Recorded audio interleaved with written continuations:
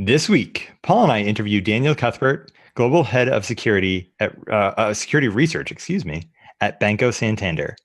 In the news, a trivial bug in Xorg gives root permission on Linux and BSD systems. The U.S. Department of Defense releases a guide for detecting agile BS, and why Twitter should kill retweet. Stay tuned for all that and more on this episode of Application Security Weekly.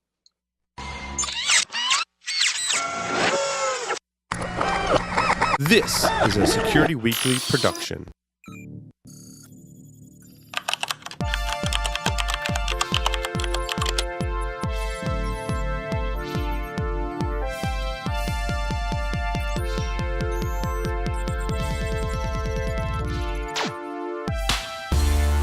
Layered Insight is the industry's first embedded security approach for containers. Trusted by Global 1000 enterprises to secure their containerized applications, it's the only solution that requires no root privileges, has zero dependency on the underlying infrastructure, and is fully portable across any container environment. Unify DevOps and SecOps, enabling the rapid development of containerized applications without worrying about security. To learn more, please visit layeredinsight.com/ASW.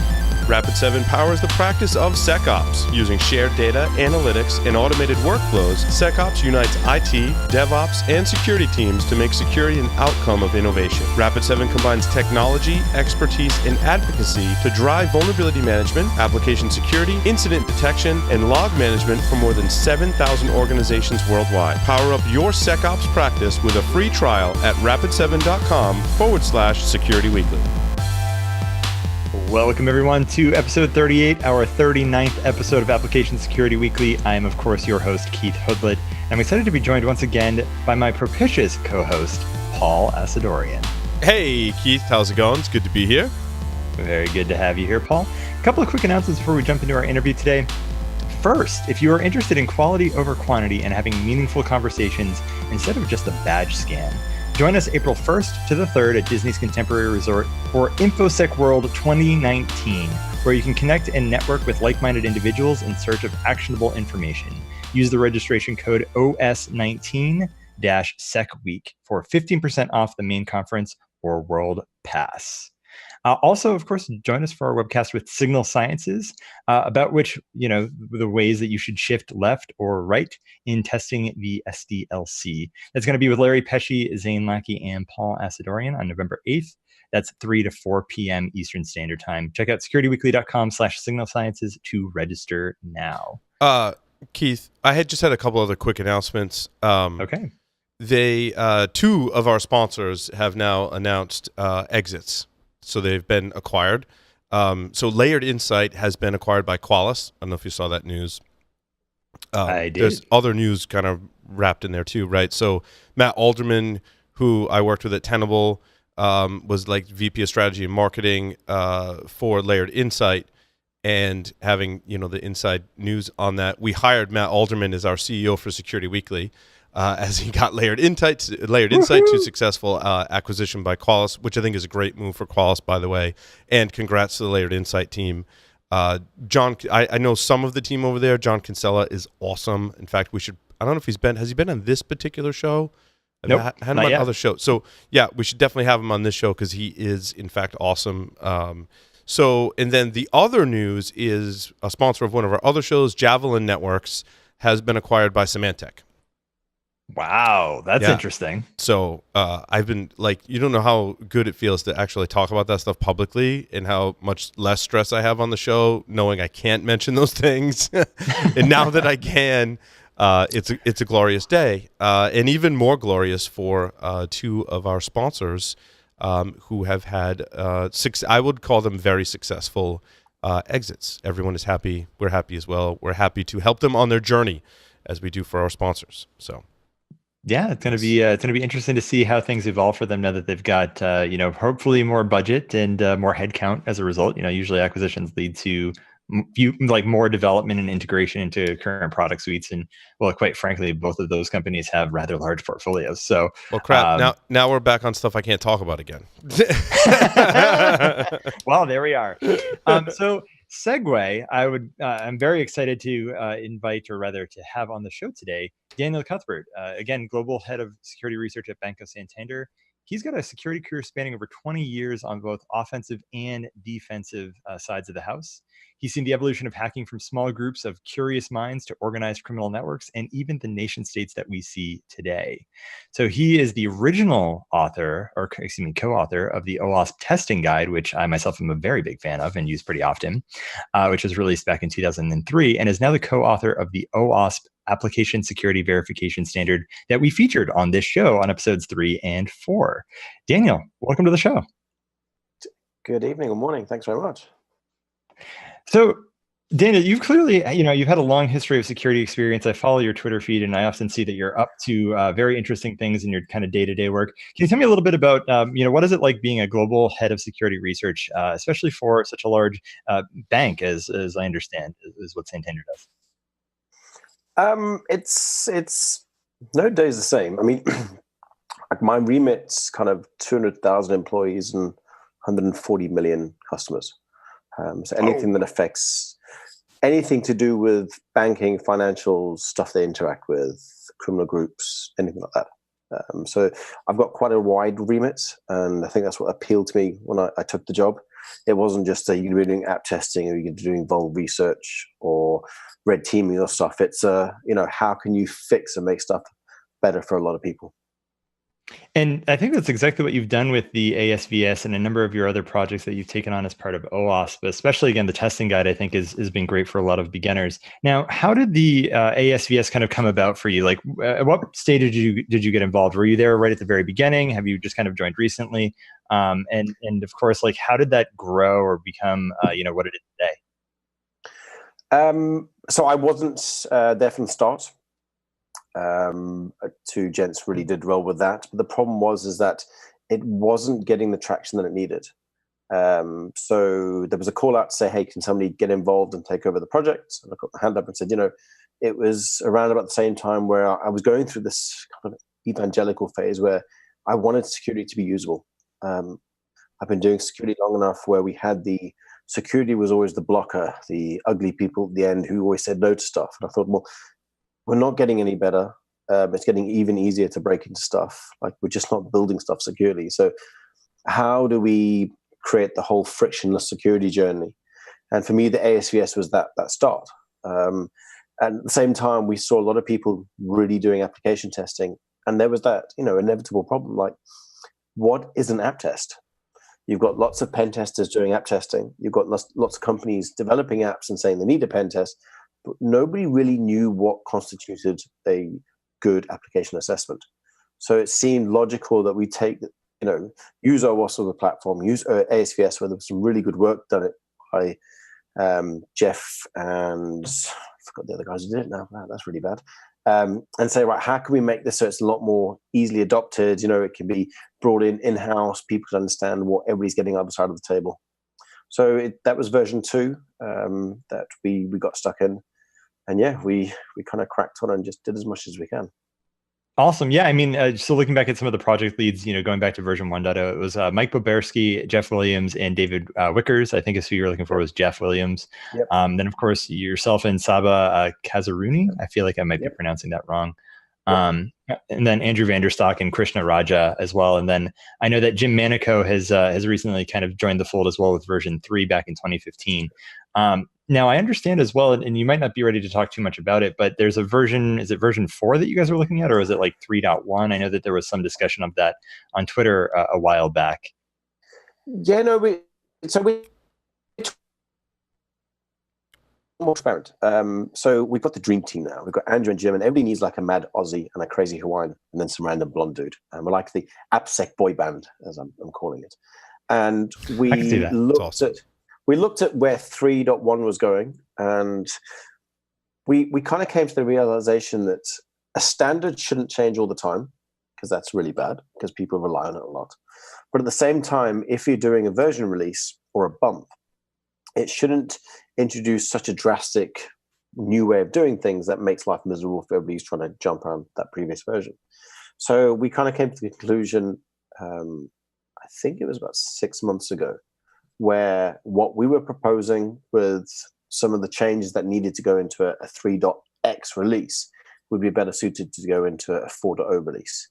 And it was quite a a good decision, I felt, because we could go a bit drastic. We were talking to NIST at the time about how we could become really, good friends, because I'm a huge fan of NIST. So is Andrew and Jim. I think what they're putting out, some of the standards and the publications, is really, really impressive. So it made sense for us to align with NIST. So we decided, well, ASVS 4 will align with NIST 800, specifically 863, and try and make it even more usable.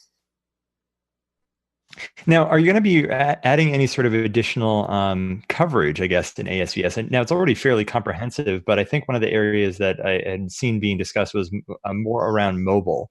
Was that maybe one of the additional areas that you guys were thinking of adding, or again, working closer with the NIST folks as well? Did they already have something in the 800.63 that kind of covers that nicely? Where's maybe the general direction, right? Like, I'm not asking for specifics per se, but what were some of the things that you were thinking of adding in 4.0 that are still maybe under consideration and might not make it into a final version? It's a really good question. So we were going to go down the route of putting in more IoT and mobile, and then it kind of dawned upon us that this was possibly not the right thing to do. We didn't want the ASVS to become this massively bloated resource that had lots of small things, such as, IoT. And IoT is actually very hard until you've been involved in the building of very small components, stuff like this. It's very easy to say, oh, just add TLS, or do lots of, input validation on the web application. But I think a lot of people don't realize that sometimes you're only given half a meg. And in that half a meg, you've got to have on the firmware and the app stack and everything else. So we thought, well, there's been amazing work done on the IoT stuff. Let's reference that. Same as the mobile, the MASVS. Rather than pull it into the main standard, let's reference it from the standards. So that way those individual projects can, prosper and go really big and get amazing people working on them, but they're not stuck with Andrew, Jim, and I being the bottleneck. So we wanted the ASVS 4 to be still very much cloud application based, but be modern application. So we want to have more cloud stuff. We want to, look at what NIST is doing, look at what other people in the industry is doing to make it a very usable standard that people can grab and say, wow, this really can work for me, or I don't like this. Maybe I can just take this bit out and do something with that. So that's kind of where 4 is going. It's quite a drastic change to what you can see at the moment, but still kind of remaining true to what it's supposed to be to help people. Daniel, I'm curious, on the IoT side, what are your recommendations for standards, guidelines, however you want to phrase it, that you can reference for building secure web applications for IoT devices? At the moment, there's not a set standard for IoT. I think this is one of the biggest issues. We're building stuff at the bank at the moment that is traditional, very small, low-cost devices, and I can't say for what. And the last 6 months has been a phenomenal journey into that world. And the more I've gone into it, the more I realized, man, some of the advice I personally gave was just incredibly naive. Because, it's easy as an app stack developer to say, you can do all this when you're talking about a device that costs $2. And in that $2, you're building hundreds of thousands that might never get updated. And there lies the problem with IoT. It's just that nature of, low-cost devices that are being slung everywhere. So there's been some really good work by a few people on the ASVS list when it comes to IoT, but I still think we're in a very, very immature world when it comes to IoT and standards and guidelines, etc. at the moment. Yeah, it's so. When we define a web application that sits on an IoT device, I mean, there's really like almost 3, right? There's the one you use to manage it. There's the one that the user may actually interface with to use it, and then there's the backend kind of API that might talk back up to the cloud. So it's it's hard, and I can say from personal experience, I have a lot of respect for anybody building these devices because, I implore everybody, if you want to get involved into the crazy world of embedded apps and small low-cost hardware, just build a device and get it made in Shenzhen and try and ship it out. You'll see how hard it is. Yeah. Now, Daniel, I believe it was InfoSec Europe earlier this year that you released a new tool on GitHub for ASVS in terms of helping developers learn how to implement some of the things that you folks talk about in ASVS. Is that correct? I thought I remember reading something about that at one point. Yeah, so we actually did it through Santander Research. Adam Maxwell and I, we're not a fan of spreadsheets, so we like building stuff.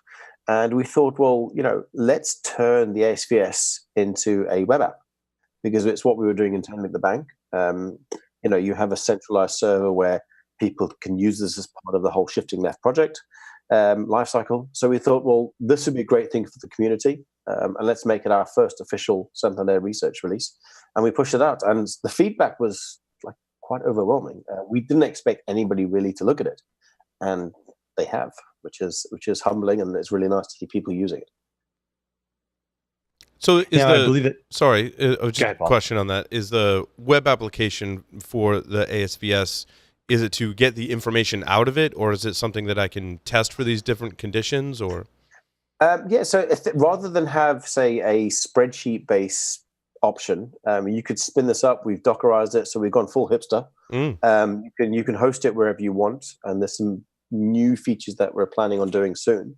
But effectively, rather than then have a option where it's just a single user, we can then have, in future releases, sharing projects between individuals, full Teams integration into Jira or whatever else you use by an API. So we're trying to make it so that it fits easier into the lifecycle, rather than just saying, well, fine, you're going to do this, but you need to then move off to a traditional spreadsheet to try and work out what we're testing or what we're developing to. That's awesome. I love that. And we actually linked that in the show notes as well. It's going to be under github.com/Santander Security Research /ASVS, or you could just go to wiki.securityweekly.com and go to ASW episode 38. So that's going to be linked in there as well for any folks that want to check that out.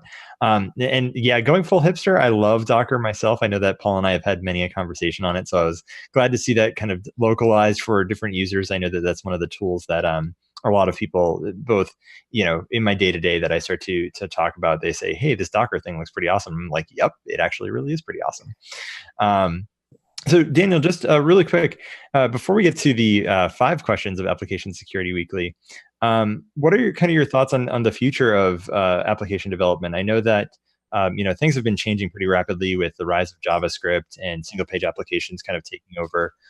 What are some of your thoughts around, what are we going to start seeing to change within both, highly regulated environments like banks or even IoT development as it relates to application development and security?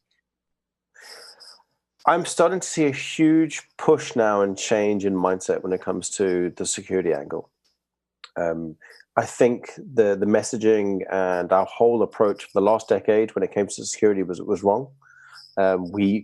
We kind of belittled developers. We were like, oh, developers are stupid. Why aren't they doing stuff securely? When in reality, it was us who were just the blockers. And, I was around during the first SDLC thing with Microsoft in 2003, 2004. And there was good parts there, but generally things didn't get better. But what I'm seeing now with the current shifting left, movement is that people are genuinely going, we can actually build this. The whole pipeline CI/CD automation stuff has made life a lot easier. And I know you're going to link to the cool agile BS detector thing, but I think more and more people are moving away from that old, let's build a unicorn, to it's okay to have, small issues here and there. Let's learn from those issues.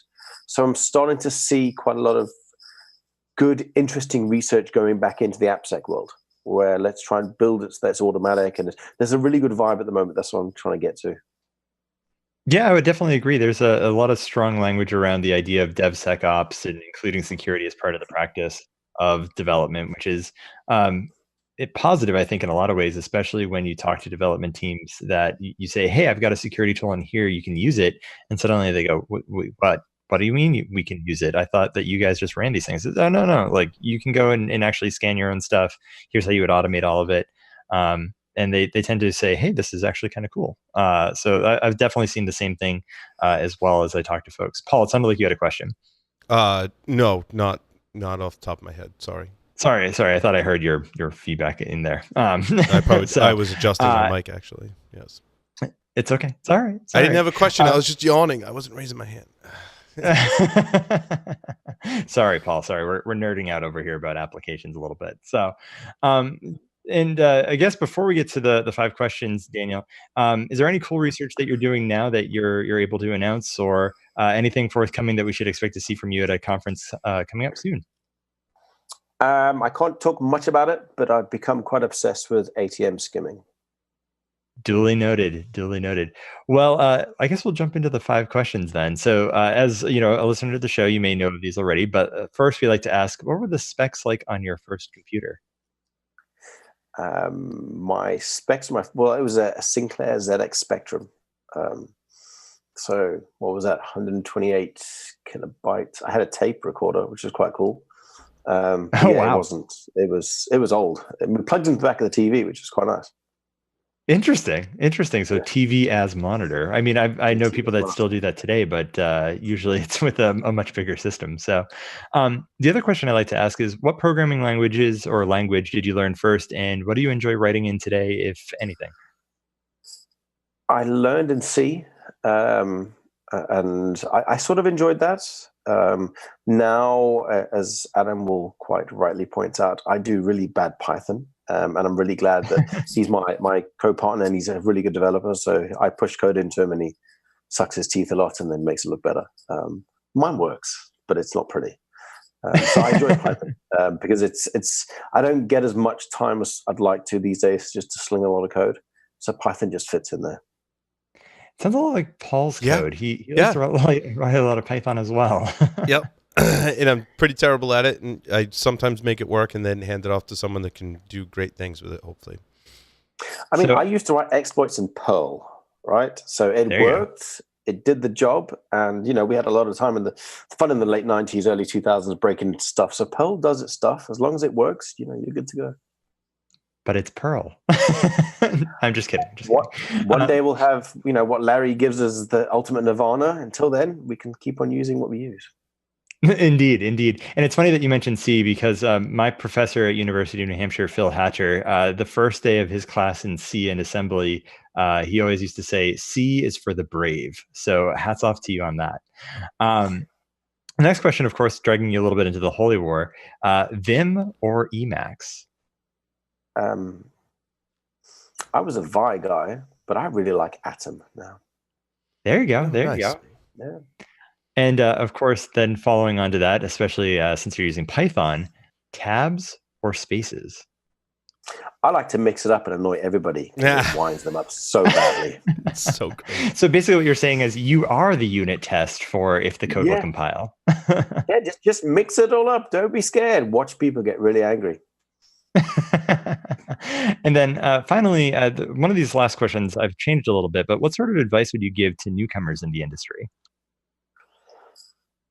Ignore a lot of the egos and those who are very negative. Unfortunately, security, there are a lot of grumpy old bastards. I have no idea why. I truly think that if I was starting out now, we're surrounded by such an amazing wealth of information. On my iPad Pro, I've got YouTube Premium. I download videos all the time. And I wished I had that when I was starting, because you've got access to everything today. So ignore what everybody else says, scratch the itch, and just do what you want to do. I love it. Awesome. Well, Daniel Cuthbert, thank you so much for appearing on Application Security Weekly. With that, we're going to take a short break and then come back for the news. Thank you.